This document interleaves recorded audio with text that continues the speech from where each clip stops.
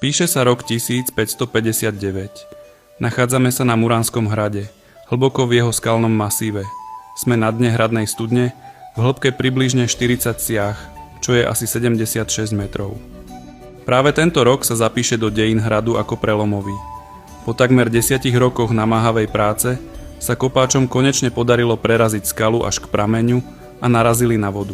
Studňa je vykresaná priamo do skaly a má štvorcový pôdorys. Kopáči museli tvrdú skalu rozbíjať ručným náradím, dlátami, kladivami a krompáčmi.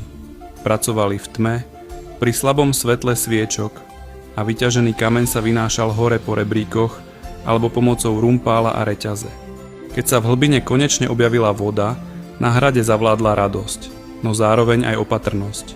Podľa starého zvyku dali vodu najskôr ochutnať zvieratám. Až keď sa ukázalo, že voda je dobrá a bezpečná, odvážili sa ju piť aj obyvatelia hradu. Od tejto chvíle získal Muránsky hrad obrovskú výhodu.